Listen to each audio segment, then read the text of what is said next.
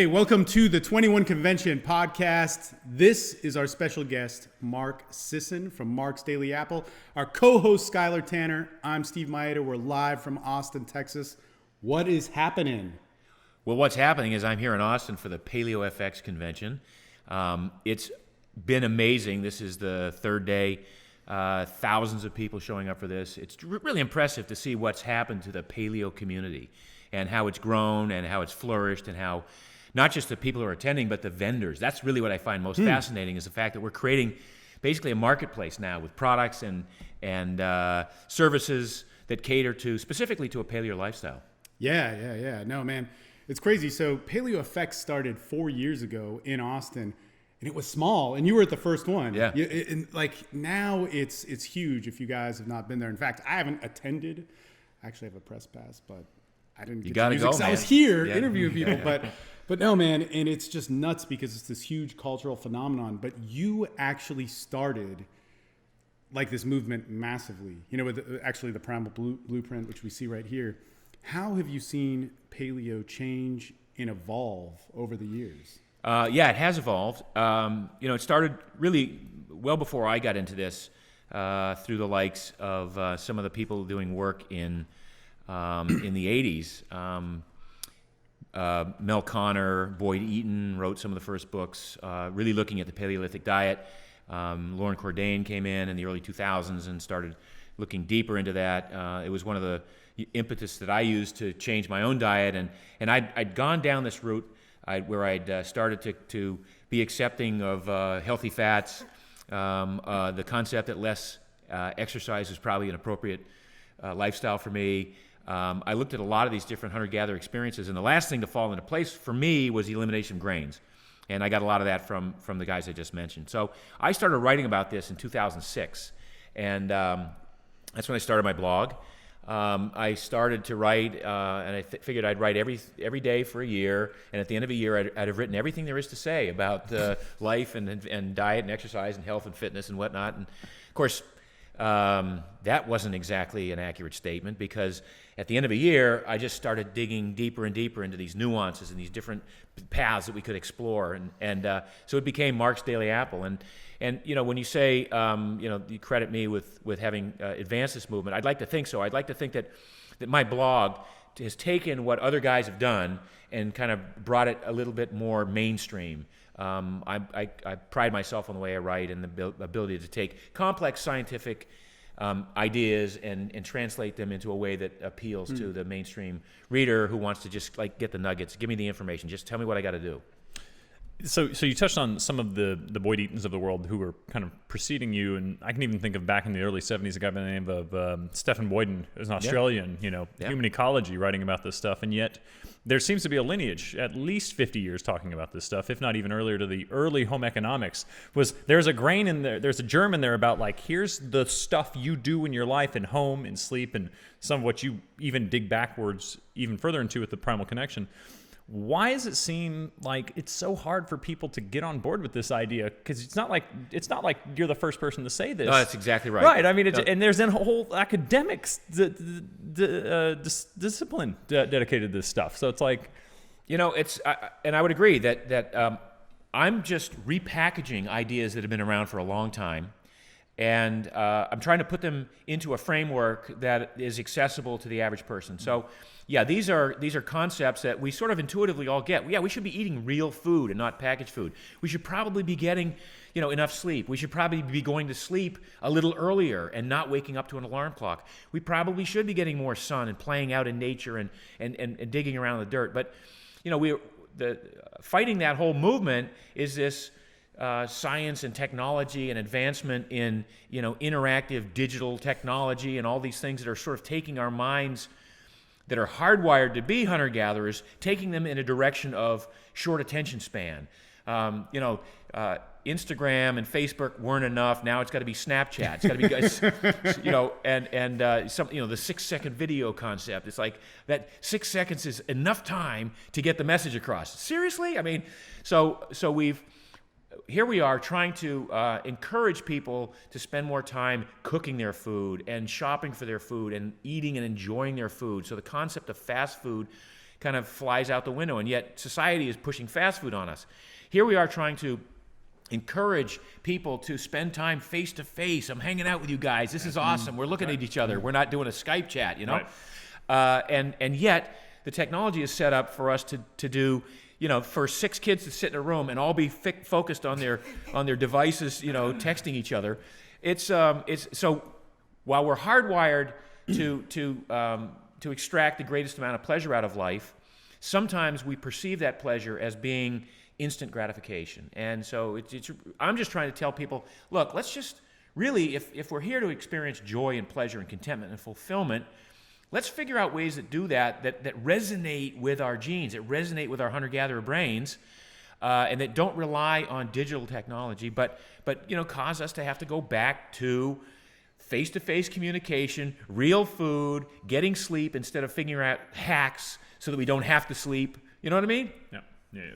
The whole biohacker community is kind of funny, right? Because I think we have gone so far off the path that we need hacks to kind of grease the skid to get us back to where we should have been in the first place. Well, this is something that I think is, I mean, you brought up so many different points there, but what we call pleasure and the pursuit of pleasure is no longer a human existence. You know, and so getting back to the humanity, in fact, we were talking about this on Keith Norris's podcast, the founder of Paleo FX, or one of them. But basically, he was saying if you asked certain indigenous cultures what health was, they'd look at you like, okay, I don't. And we look at pleasure as this thing I'm supposed to get, rather than an existence that would be a natural byproduct off of living in some, I guess I hate to use the word organic ways, but just normal human ways. So that being said, not just what is the human diet, but what is the human function? What do you see from all this mixing of anthropology, you know, science, genetics? What is that? You know what? So that's a broad philosophical question. I want to go there. Yeah. Because there's a one after that. What's the human function? I mean, look, I think we're here to extract the greatest amount of pleasure from every moment we can in this life. Full stop. You know, you would argue that we have this biological imperative to pass the genetic material along to the next generation. But in the process of getting to that, I'd like to enjoy my experience as much as possible. So I look for ways to seek the joy in every moment. And that includes never putting any food into my mouth that doesn't taste great. And so you bring me, you know, some green drink that I got to plug my nose to suck down, and you tell me it's really healthy and it's good for you. Nope, not having it. You know, kale is like one of my least favorite vegetables. I know it's the healthiest vegetable apparently out there, but unless you can find a way to process the crap out of the kale, literally and figuratively, I'm probably not going to go there. I'd rather have a nice lamb chop or something that really, you know, that I enjoy eating. So that's just one example. I want to experience the pleasure of play when I'm working out. So if you say, well, I got this really grueling workout, Mark, you're going to love it. I'm probably not going to love it if it's really grueling. Yeah, I spend a couple of minutes in the gym every week doing stuff that I know I need to do for rehabilitating injuries or for not getting injured. But my drive when in my movement pattern, in my exercise, is to find ways in which I can have fun, where I can play. So once a week, I play an ultimate Frisbee game, 2 hours.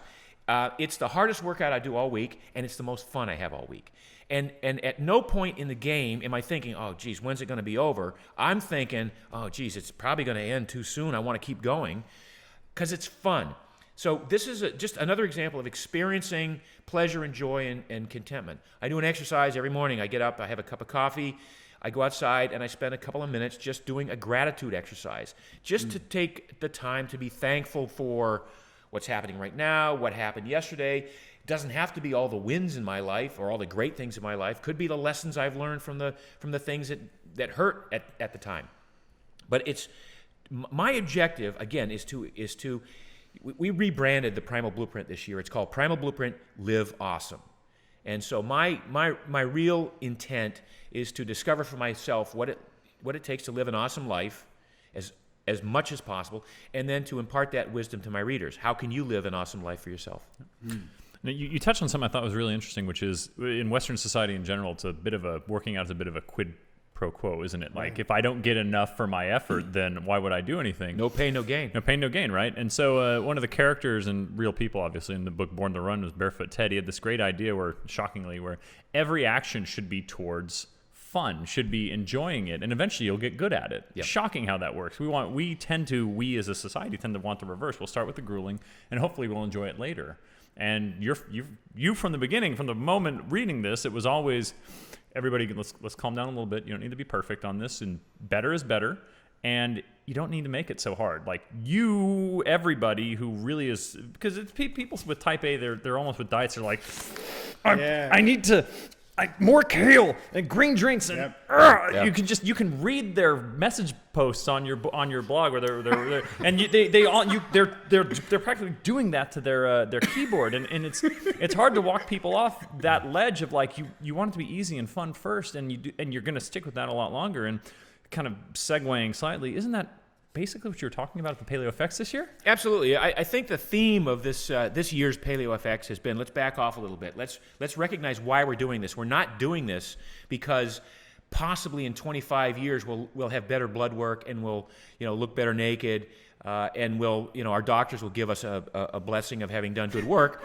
We're doing this because we want to experience life now, and we want to, again, for all we have is now. It's really, and if you don't get that, then you're missing the huge big picture. All you have is now. Yesterday is it's in the past, it's gone, there's no regrets. And whatever happens in the future, I'm ready for it, I'm prepared for it, but right now I want to experience the most pleasure possible. And that includes eating. And so one of the things we talked about in a panel yesterday was this idea that, sugar in general is vilified in the paleo eating strategy. And yet, it's really the dose that makes the poison. And what I was talking about generally was, 145 grams a day of sugar is probably too much for most people, maybe all people. But a few grams used appropriately and judiciously to sweeten up a cup of coffee or to do something isn't going to kill you. It's not going to offset any future risk factors for heart disease or cancer. But if it adds pleasure right now, and in the context of everything else you're doing, it's going to increase the experience of drinking that cup of coffee or that glass of tea. Why not do it? And yet somebody posted on my site the other day, every gram of sugar adds nothing and only contributes toward death and risk and everything. I go, dude, you're not getting the big picture here. It's really not about the actual element. It's about the dose and the context and the balance. Man, one second. We have to pause for a quick break. All right, we're back, and Skyler Tanner had a pressing question, and I have one after that, but go for it. Well, the point I was going to make is if anybody's even gotten close to your recommendations for exercise, they're going to have plenty of storage capacity for any bit of sugar anyway, and it's a problem when you're full, people. When your tanks are full and it's got to spill over, then you've got a problem. But if you're keeping your carbohydrates fairly low anyway, and this is another question in and of itself. It's mind-boggling that people have a binary idea about carbohydrates, don't they? Your suggestion of like, you probably don't need more than 150 grams is absolutely positively in line with the physiology and the nutrition, where it's like your brain needs that glucose. It's the fastest thing. Yes, it'll run on ketones too, up to 75% of the time, but leave a little for your brain, leave a little for peripheral insulin sensitivity. Everything else you can run on fat. You're good, unless you're a screaming endurance athlete. And yet, what is this, 2008 was this written? Yeah. 2008? I mean, we've got 7 years now, and people are still pushing back against this idea that a moderate, you're either ketogenic or sugar burner. Right? I just don't understand how else you could put it. Yeah, it's been very interesting to see what various populations of people in different walks of life and how they react to that admonition that this carbohydrate curve that I created the curve about 9 years ago, which suggested that an appropriate intake of carbs for most people would range from 0 to 150 grams a day. And the point I made was that really nobody needs more than 150 grams of carbs a day. And how you back into that is you say, if I've eliminated the sugars that didn't exist 200 years ago, if I've eliminated the refined carbohydrates that we probably ought not to be eating, and I'm pretty much eating copious amounts of vegetables and a little bit of fruit and whatever starchy tubers, I'm going to be hard-pressed to exceed 150 grams a day. And oh, by the way, that's what every human being up until 200 years ago, for the last 2.5 million years, probably consumed on an average daily intake. So they seem to do very well being able to store excess calories as fat, to being able to access those stored calories in times of famine, and do so without sacrificing their body mass or their strength or their power or their ability to think or track animals, or without getting cranky at their tribe mates. All these things that we claim are a result of low blood sugar. If you build the metabolic machinery to be able to burn fats, to access fats and burn them appropriately, and then burn some ketones as well, you unburden your body of needing to get a regular supply of glucose every 2.5 to 3 hours all day long. It's very freeing and empowering. So that's been what I put out there. What's really gratifying to see how many people in the endurance community are starting to go, wow, this is really cool technology. This is where the next level of breakthrough is going to come in the longer endurance events. That ability to burn fat efficiently and effectively at a high level of output, and spare glycogen and spare glucose, and allow the brain to work a little bit more on ketones, because it's the brain in a lot of these endurance events. It's the brain. Tim Noakes calls it the central governor theory of the brain. It isn't so much that you run out of glycogen in the muscles that causes you to hit the wall. It's that you run out of glucose in the bloodstream, and the brain goes, that's enough, pal. We're pulling over. We're taking a nap. So if we can sort of override that for those people who are really interested in digging deep, we can do that through learning how to burn fats more efficiently. And that comes largely as a result of manipulating the diet. You're literally depriving yourself of enough sufficient carbohydrate that your body becomes lazy and relies on carbohydrate. Now you're telling your body, look, if we're going to start burning fat, we need to build more mitochondria. We need to make those mitochondria that we build and the ones that we already have more effective. Because remember, we have not just the DNA that builds the mitochondria. Mitochondria have their own DNA. So they become more efficient and effective that way. We call this mitochondrial biogenesis. That's the strategy that a lot of endurance athletes are using now to improve their ability to put fat through the mitochondria and unburden them of having to open a gel pack every 15 minutes or slam down another Gatorade or whatever it is. Well, that's a good point, too, because, I mean, guys like Phil Maffetone were talking about this in the late 70s and early 80s, and you would think that after having a stable of triathletes just crushing people, running slow enough to burn fat and then getting faster as a result of that people will jump on, and it just never seems to be the case that people can believe that if you stay with it long enough that those mitochondria will readily multiply, and yet it's all there. It's sometimes it's almost like no matter how well you put it to people or how thick the science is, they just, until someone like a Noakes, for example, who, right. I mean, when you write a book that is like 700 pages, yeah, 700 pages in the lore of running, yeah. Who finally comes around all these years later and goes, I was wrong.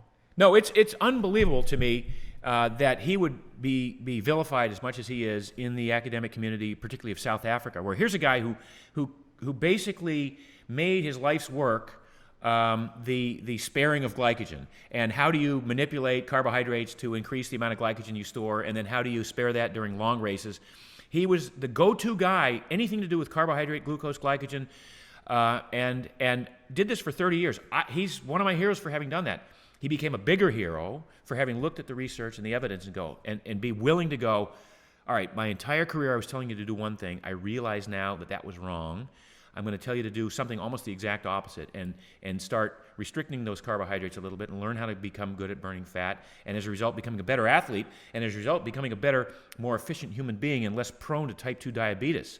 I mean, the guy is, that's the perfect application of science. When a guy who's a man of science sees the evidence and reverses his position. So let me actually ask you this.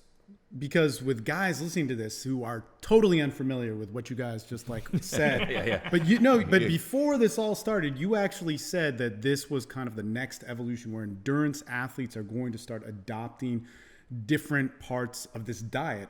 What does that mean? If we go to, or we build habits of, if we're doing a 100-mile bike ride, and we're not slamming those gel packs and getting the quick sugars in our body.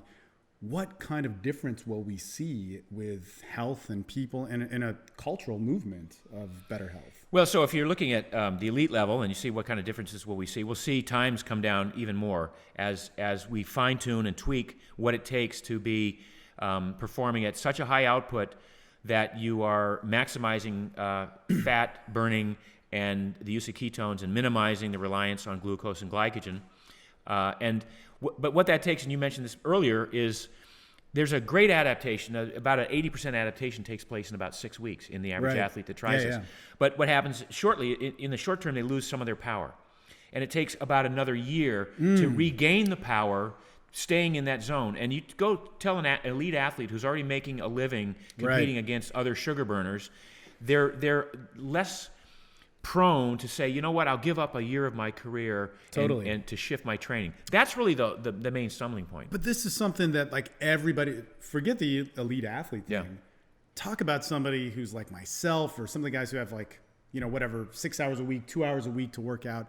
You're going to go through that mental change. And this is the sacrifice you have to make. I mean, I've found that I need at least 6 weeks of kind of committing to something. I don't want to say force myself, because I hate making a diet about that or a way of life, but I have to commit 6 weeks to see any change. If I'm going through a pretty dramatic shift in my body, whether that's through strength or diet or, you know, whatever, however I'm using it, I need more time to do that. Mm-hmm. There's going to be all sorts of plateaus and highs and lows. And I think that's part of the problem with this quick fix mentality. Mm-hmm. You know, the Facebook, the Snapchat, all that sort of stuff is I can't get it now. Yeah. Our relationship with our bodies, our minds, and our health is a daily practice. And let me actually turn it a little bit here. And I kind of want to know what both of you guys have to say about this. But is the paleo community moving into kind of this like controlling neurosis of like, I have to take 40 supplements a day, and in order to be healthy, I have to work out in 2-hour increments and then, you know, do my sleep, and because people really latch on to it, in that sort of way. Well, I mean, you know, the paleo community in general arose from frustration. So a lot of people who come to paleo because other things they've tried haven't worked. Right. It's rare that you get an elite athlete who says, "Oh, I think I'll try this paleo thing." And now it's not rare, because now you're seeing it in baseball and basketball. These guys are adopting paleo, but because we paved the way for them. But up until now, most people who come to paleo are people who try to lose weight and were frustrated at counting calories or on low fat diets.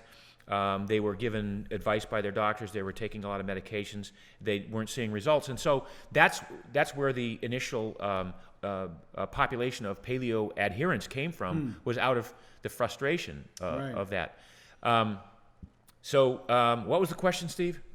Man, so where do you see, like, your speech this year at Paleo FX was like, hey, we need to chill. Right. So when you come to this realization that everything you thought you knew about diet and health and exercise is wrong, you know, when you see that fats are okay, they're not bad. When you see that you don't have to count calories, when you see that you don't have to exercise so much to burn off weight, you start to get excited about this movement, and you start to become a bit of a zealot. And that's what we see. People they're so invested in this great new sort of anti-dogmatic lifestyle that it becomes its own dogma. Right. And so I did a thing the other day about how the pendulum swings all the way out to the other side. And now people they're paying no attention to how much fat they consume. They're just baking all the time and lard, because fat is good and the more fat I get is better. And or if a little bit of ketosis is great or low carb is great, then full ketosis all the time is better. And that's what I'm going to do. And if chronic cardio, Mark says chronic cardio is bad, so I'm going to stop running altogether. I'm just going to do high intensity stuff and join a CrossFit box and do anywhere from 12 to 17 minutes. Yeah. You know what I mean? And so it became its own dogma, and that's great for a while. But then what we started to see was frustration plateaus. People were saying, I'm getting injured. I'm losing my energy because I'm in ketosis all the time. I don't want to get out of ketosis. And that's where I said, look, all right, you got the basic premise, and I gave you a template. But within that template, there's a lot of room to move here. And just because I said, cut out the refined pastas and the sugars doesn't mean you have to cut every carb out of your life. Just because I said saturated fat is not the cause of heart disease doesn't mean you have to load on saturated fat at every meal. Just because I said chronic cardio is probably antithetical to health, which means that you shouldn't go out and run at 75 to 80% of your heart rate every single day if you're training for a marathon, doesn't mean you never run. It just means you have to find for yourself what works. Man, let's just take a quick break here for our sponsors, and then we'll get right back to what you got to say, Skyler. Okay. All right, we are back here in Austin, Texas. Mark Sisson, Skyler Tanner. And Skyler, we were talking about kind of how paleo has evolved into this kind of like a rebellion against what didn't work before. What do you got to say? Well, it's interesting because about 6 years ago, I wrote a blog post before everybody else did about like what paleos could learn from the blue zones. Now, for you out there who don't know, the blue zones are these isolated cultures, whether it's by island or by culture, of people who live a really, really long time, and at first blush, they don't seem to do a lot of stuff what Orthodox paleo would have them do. They tend to consume legumes. They don't do any sort of thing we would call exercise, especially in the Western world, and yet they live a really, really long time. So how do you rectify this? Well, it's the fact that they're doing good enough for long enough, and going back to your original point about asking what is the human function. They live a life with that. They're not worrying about where am I going to be in 5 years? They continue their shepherding culture. For example, in Sardinia, it's men live longer than women, which anywhere else on the planet it would be unheard of, and yet they do. The only thing that they found is related to this statistically. Now they've gone back and parsed it. It's not the beans. The beans are fine though. It's not the cheese or the wine or any of that nonsense. It's the grade of the terrain, how far they have to walk, and their pastoralism, right? Like nature and exercise are the thing that precipitates into, the expectation of your genes for carrying on tomorrow the same way you carried on today and not worrying about anything else. And I think that it's easy to sort of do everything you talked about. Like, Peter Attia is in ketosis. He's a big ketone guy. Therefore, I have to be it, even if he says, I don't think everybody needs to do what I'm doing, or you, or anybody else. And it seems it's just another net in which people will kind of wrap themselves up in to try and be safe. And I think that people miss out on that 80-20 principle, which you drum perpetually in the book. That you get good, you do the stuff good enough. Everything else is just details and unnecessary to fret about. And yet, 80% of the stress will be about those 20% details. 80% of the stress will be about the 20%. And that's what leads to the frustration. So people will sometimes start to get results, and they're all excited, and they project ahead. Okay, if I track along this line for the next year or two, I'm going to get down to my ideal body composition, which will put me on the cover of Victoria's Secret catalog or Flex magazine. And then they hit a point of plateau, and they go, "What's going on?"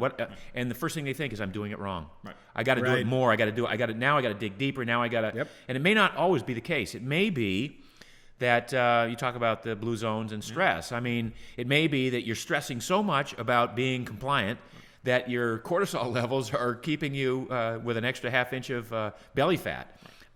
So there are a lot of elements to this that we need to sort of look at. And not just blame one missing factor. This ability to trend toward a healthier life and lifestyle and better performance is a complex equation for a lot of people and requires some experimentation. But almost more than anything else, it requires a clear-headedness, a mindfulness, a willingness to say everything is as it is and everything is great right now. And what people don't do is a lot of them don't take the time to express gratitude to themselves for what they've done so far. It's like, I'm pissed that I've hit a plateau. Instead of saying, look, I've lost 30 pounds. This is incredible. Look what I've done with myself. Look how nurturing I've been with my body in the past couple of months. And ultimately, just back to the blue zone thing, one of the reasons these guys live longer and these people live longer is that stress element, that lack of stress. When they do these longevity studies, particularly with octogenarians, some of them smoke cigars, some of them drink a fifth of Jack Daniels or whatever, and they look for the commonalities. The single greatest commonality is what we call an ability to roll with the punches. And typically it has to do with a major traumatic life experience, a death of a loved one, loss of a job, things like that. And that's, if you can understand that principle and always come back to, look, life is what it is. I should enjoy the moment and move on. So, let's talk about that stuff, because when we look, the worst thing you can do for a diet or a way of life, I mean, eating shouldn't be something that you have to obsess about, is to make it 100%. Whenever it's an absolute it's what makes us unhappy. And I think that what's happened, and you actually talked about this in the beginning of these divisions of the sciences and who's communicating, and academia has been figuring this stuff out, yet the dietitians or people that, like trainers, are not doing anything. Well, let's remember too, the academics are never the ones taking their own advice. I mean, it's great. It's great. It's just that that's not how they're fixed. But man, I mean, hundreds of years ago, just 200 years ago, the sciences and philosophy weren't so, ripped apart from each other. And we got into this mentality of compartmentalization, of having more, about not being happy with what you have and trying to get more of what's supposed to be outside of you.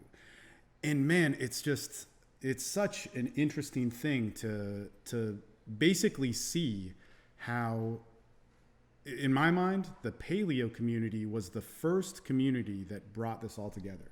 That how we were born to live actually, was the most perfect expression of ourselves. For instance, I thought the image of my body was supposed to be like Flex magazine or something like that, right? Yeah. But as soon as I started to lose weight and eat better, it stopped being about this what it's supposed to be. It's just like an acceptance of who I am. Yeah. Where I'm at now is good enough. And I hear you kind of talking about all this stuff and bringing it back together. It's very cool. Well, we talk about ideal body composition a lot. And, what is ideal body composition? Because a lot of our mental pictures of it are driven and dictated by the magazines and by society and by, the guys who are flexing and the abs that are showing and all that stuff. And we think, well, that must be ideal body composition. Well, what we've determined within the Primal Blueprint is, over the past few years, ideal body composition is where your body says, this is awesome where you are right now. This is a place where I've lost some weight, my inflammation's gone down, I'm off the medications,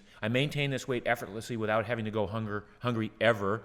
I'm able to perform exercise and have fun. I'm able to perform well at work. My relationships are all great. I don't get sick often, if at all. And I quite likely live longer at this weight than at a lower weight or a higher weight. So that's really the concept of ideal body composition becomes one of a health diagnosis. It's like, okay, this is where your body says, we like it right now, and we're not going to shift. You may see it as a plateau, but it's actually your body saying, don't do anything. This is awesome. And if it doesn't look like the picture that you had in your mind or on your vision board, then we have to talk about what the reality is of human existence and the fact that we're wired, to retain a certain amount of body fat, and some of us are wired a little bit more in that direction.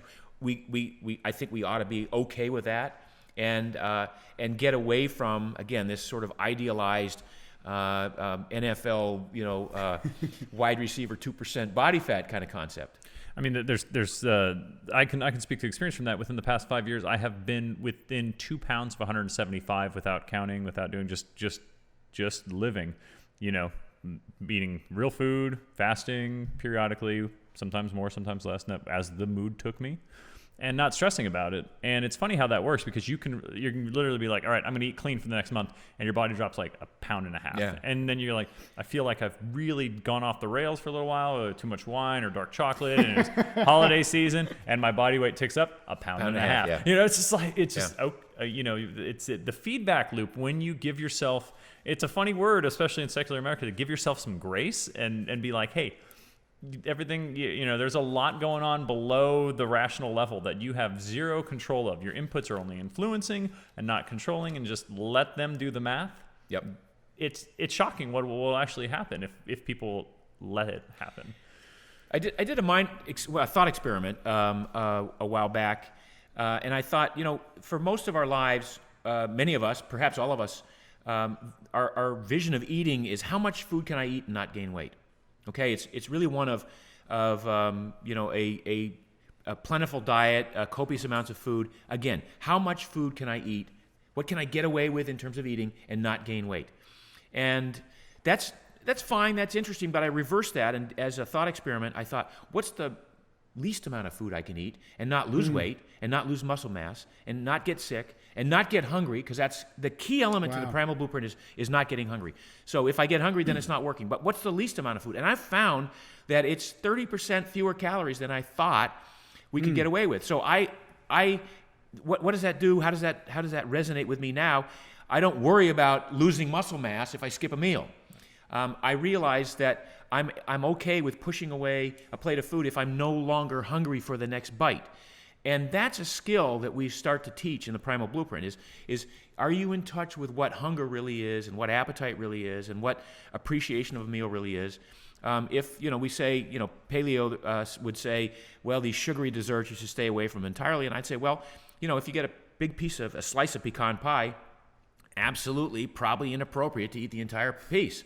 Unless it's, whatever, unless you're eating in a pie eating contest.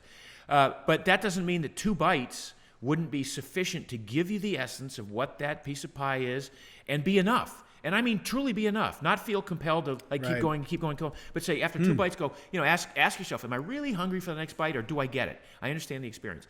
Because at best, you're going to spend 4 minutes eating this entire piece of pie, at which point 4 minutes of gustatory pleasure is going to possibly result in 5 to 6 hours of high heart rate, sweating, palpitations, inability to sleep, restless leg syndrome, gastritis, irritable bowel syndrome, whatever it is for you.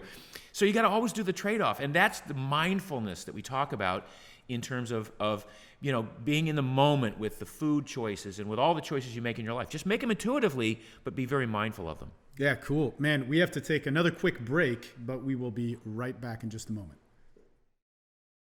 And we are back with Mark Sisson, Skyler Tanner. Skyler, what were you about to say? Sure. So really, it's almost like these 2 volumes. If I could sum it up for those at home who don't understand, when we talk about in a modern state with someone who's Epicurean, it's almost like slothful eating of these things. And really, if you actually go back to the philosophy, it's being with friends, eating simple, flavorful food, and enjoying that company in a face-to-face fashion. Maybe you set out to do this and you just haven't talked about it this whole time, but in some respects, you have written 2 books that harken back to this more than perhaps any other philosophy of eating has in.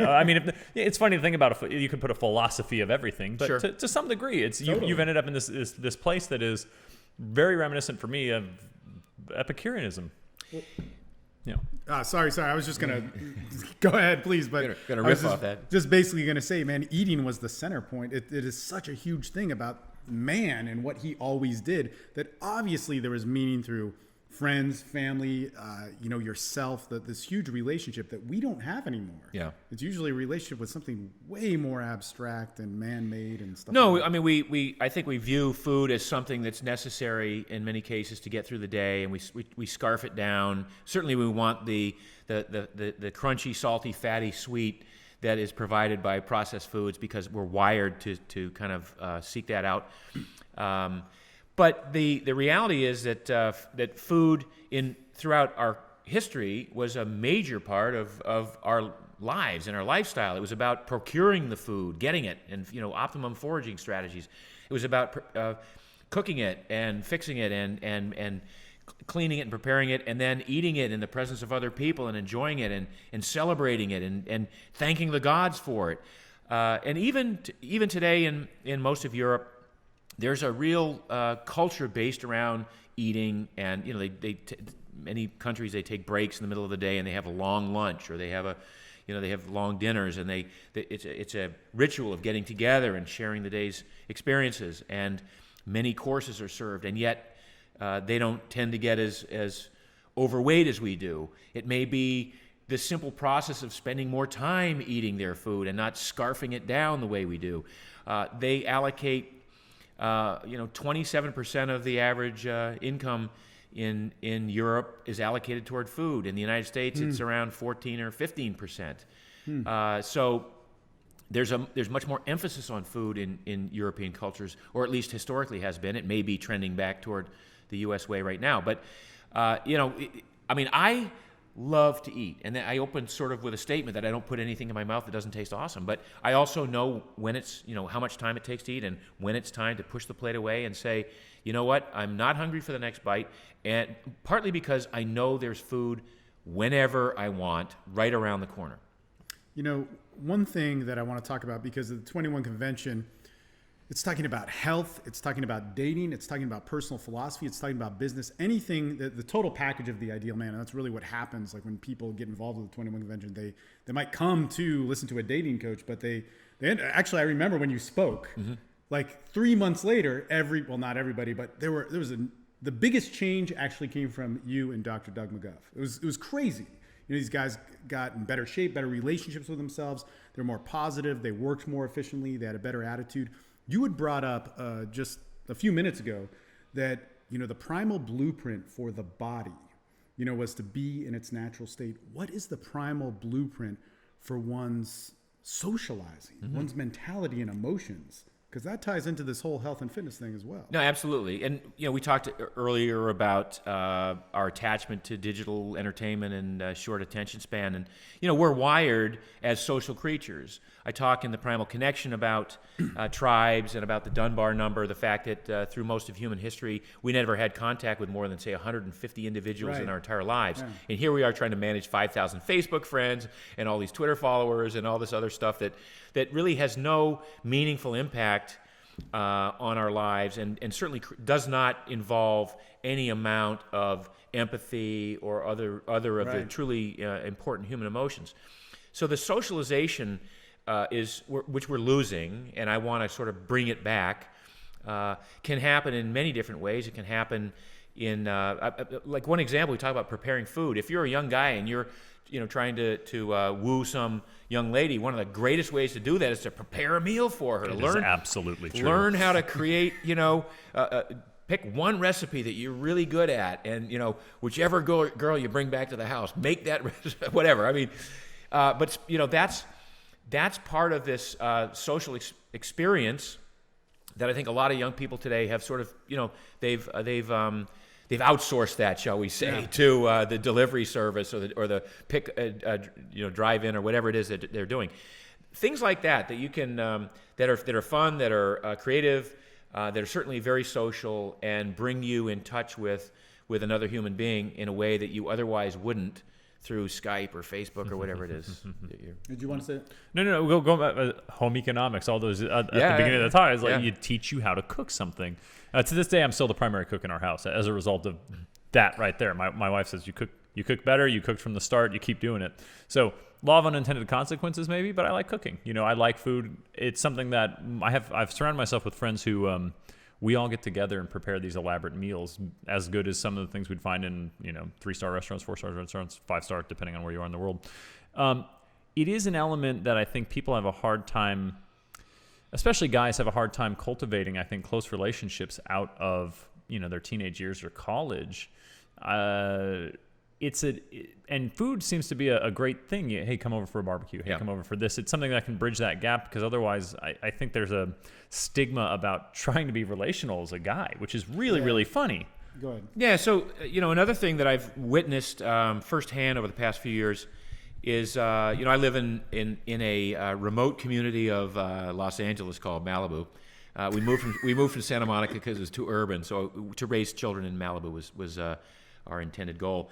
And, Malibu doesn't have a lot of, there's not a lot of socialization in Malibu. So we have a regular Sunday, it started out as a family sort of pickup game of ultimate Frisbee, but morphed into an opportunity for all the guys in Malibu who are sort of like-minded and want to have fun doing a fit activity. And every Sunday, anywhere from 12 to 25 of us show up at the field, and we all know each other now, and that's the essence of our connection, is this ultimate match. But then when we see each other out in social situations, our connection is greater now because we've spent so much time literally in the trenches on the same teams or opposite each other on teams. And so that the concept of maybe finding a pickup basketball game, a regular pickup basketball game or something, is important to young people, guys in particular, to have something that's outside the realm of work or outside the realm of just, the home office environment where they're, attached to the keyboard. Get out there, sometimes it means getting in someone's face, we use the ultimate Frisbee pitch as a laboratory. And the other dads and I talk about this a lot, because we brought our sons in to play this game, and we go, at the end of a game, we'll go, geez, what an asshole I was. And, I can't believe with my kid here that I argued that call as vehemently as I did. And so it became this great laboratory to see, how you play Frisbee is how you play life. And I just highly recommend that. How you do one thing is how you do everything. Yeah. Man, this is interesting because we obviously have looked at the body and how eating in this kind of like American or westernized fast-paced diet can be harmful and proven it, but when we look at socializing, when we look at our ability to have empathy, emotions, a well-rounded expression of one another, we do the same thing we have things like addiction. We weren't born to have that. And there's this big argument of predisposition and all that sort of stuff. That meant something else 10,000 years ago. That meant something else 3,000 years ago. And if we lose this component of these things that men and women were born to do, what human beings were born to do, whether it's eating, socializing, connecting, it moves into some sort of distortion and dysfunction. I find that all of this, especially with the whole paleo community, is getting back to how can we live within all this of what we call the norm and get back to really the expression of this. Well, you brought up addiction, and that's a really interesting topic because we are wired to receive pleasure from certain chemicals. Mm-hmm. And so oxytocin, sort of the love chemical, and serotonin, some of these feel-good neurotransmitters, which are created as a result of activities that we do. And in case of oxytocin, it's cuddling and nurturing and being in close contact proximity. Serotonin from some of the foods we eat. There are all these various and sundry ways. Well, great example would be endorphins. So endorphins are these chemicals that we make endogenously. We make them ourselves. And they attach to a receptor site that gives us a feeling of euphoria. Now, the theory is that endorphins were created under extreme duress. You would create these endorphins, which would then allow you to continue to maintain a positive light in the face of a life-threatening situation. So you're being chased down the savannah by a saber-toothed tiger. You're running, and breathing hard, and you create these endorphins. And instead of just giving up like a deer in the headlights, you keep going. You keep wanting to live. Now, that's good once in a while to keep you alive, but when you start chasing that high, and in the case of drugs, it's easy enough to do. So now we've got these drugs that we can inject or that we can swallow or snort that occupy these same receptor sites that are giving us the same high that in one case was a feel-good experience intended to promote life, and now we're abusing it. And we can abuse it in the case of running. I was addicted to running. I was addicted to the endorphin high. I actually ran so much that I needed to run every day to continue to feel, to not experience pain. Wow. Because otherwise, if I stopped, if I got like injured or got a cold and couldn't run for 5 days in a row, then all of the pains that I had accumulated, then they began to manifest tremendously. But I'd been masking them by chasing that high every day and creating that endorphin rush. So what's the converse of that? It's to go back and how do you experience that same high, that natural high in a natural setting that isn't abusive, that isn't creating damage to you, and that's through interaction with people, through eating the right foods, through exercising appropriately, and through human contact that creates that oxytocin kind of thing. Cool. Man, unfortunately, we got to take another break, but we'll be right back with Mark Sisson, Skyler Tanner. All right, and we are back. Mark Sisson, Skyler Tanner. And man, we're talking about so many awesome things, but you put it into practicality. I mean, look, anybody who watches the podcast knows how much I love talking about these abstract topics, bringing them together for the ideal man so guys can get out there and do it. But what do we got going on here? First off, the book that started it all off, I was actually checking this out earlier today, The Primal Connection. Man, this is what I live by. This is a message that I personally am like trying to promote. But now also you're creating a line of products, and let's move this bottle out of here and get into this. Yeah. So Primal Mayo. Started a company about 1.5 years ago called Primal Kitchen with the intention of making sauces and dressings that people could put on food that actually would enhance not just the flavor and the taste experience, but the healthfulness of the food. So many of the sauces that we are used to over our lives are like use with caution. Only use a little bit because it's unhealthy. It contains unhealthy fats. It may taste good, but don't use so much. So I decided to create a line of product that would be functional foods, healthy fats, that would enhance the eating experience. Because the reality is, I love to eat. I wanted these sauces and dressings to exist. I couldn't find them anywhere in the store. So we have 6 salad dressings that were ready to roll out, but the first product that came to market was this Primal Kitchen Mayo, and it's made with avocado oil instead of these nasty canola oils or soybean oils that are pretty much ubiquitous. It tastes great. It tastes just like, or better than, more buttery than the original mayo that you grew up sort of as the junk food that you grew up consuming. And in the paleo world, it's sort of like the Holy Grail. Everybody said, we can't, we want to eat mayonnaise, but there's no good mayonnaise because it contains these oils. So they took mayonnaise entirely off the list. Now, interestingly, in the last year, with the discussion on resistant starch, for the longest time, potatoes were like, they were not on the paleo diet in any way, shape, or form. Right. In the last year and a half, the idea behind resistant starch is that you feed your gut bacteria this starch that your body can't extract glucose from, but that your bacteria can use to create all these wonderful chemicals. So resistant starch was a good thing, and one of the sources is cold potatoes, right? Well, who eats cold potatoes by themselves? How do you eat cold potato, Skyler? You eat it as a potato salad. Potato salad. So all of a sudden, now we got the mayo that works and the cold potato. Now you got a functional food in potato salad. It's back on the menu.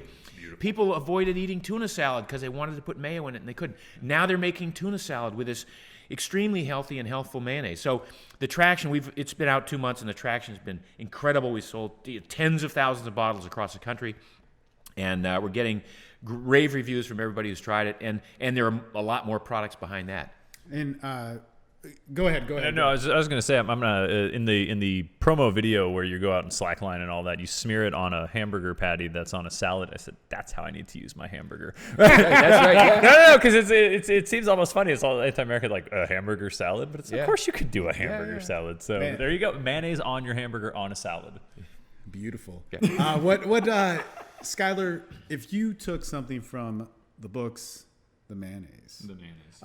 What is the most important thing that you could wrap up in just a short few sentences about that? That I took away and found useful. Actually, the thing I loved most, and whenever I went back and I've probably read the Primal Blueprint 3 times, loaned it to someone who we had a falling out with. Unfortunately, that happens in real socialization as well, and don't have it anymore. But I've got the Primal connection is, when you talk about your 3 days of going to Dallas to film, know the cause or know the cure? What was it? Know the cause. Know the cause. Still on top of my head.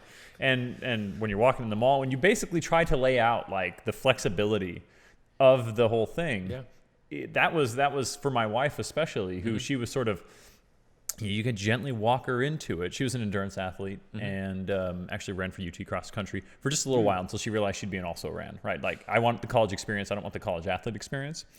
Right. Yeah. Right. No. It's true. It's all in. It's all in. Right. And so that was the thing, I think, because the idea was, for some people, is like, all right, you eat your perfect paleo diet and then you live in a hyperbaric chamber because you're a paleo monk. Or like, there was this bizarre notion. And it's just, unfortunately, kind of the game of telephone when it comes to this diet, and to see it laid out like, hey, I'm writing the book and I don't even act like that. This idea that I like your Christ, I don't like your Christians, they're so unlike your Christ. It's kind of like the most zealot people are the ones who are listening to what you're saying, not you. And so to see that laid out was sort of hit me in the head like, oh yeah, of course, it's just, this is a lifestyle, and truly is. Well, it's doable and it's sustainable. Yeah, anyone can do it, and anyone can do it forever. Final words, Mark. I'm a big fan of the Primal Blueprint. I've been doing it for a long time. It works. We've had hundreds of thousands of user experiences. So, I'm very grateful that I've been able to not only build a community, but learn from that community. Part of my continued education is the feedback I get from posts that I do on Mark's Daily Apple. And that's really... That's the essence of how my philosophy has evolved over the past 7 years. Man, and let me just say for myself, it's been a pleasure. Actually, I always sitting next to you, but first time sitting next to you. But man, let me just say it's always been my mission to communicate the ways that man was made to socialize, have empathy, connect, build relationships, even into a sexuality. In the paleo movement, starting actually with the 21 Convention, with watching you. And I remember that year because everybody was just blown away with a standing ovation. It was just crazy. The first time the guys hearing this was that it made the connection that there was a way to do this. Because before this book and other people who popularized it, there was just, what are we going to do? Live in caves? No, the grocery store is better. All this sort of like quick fast thing. A beautiful revolution. So definitely an honor for me to be sitting next to you and having this moment. Guys, thank you so much for watching. If you enjoyed this, leave a comment. We'll get back to you. And of course, subscribe to the channel, pass on the good word of the 21 Convention, and we will talk to you guys soon.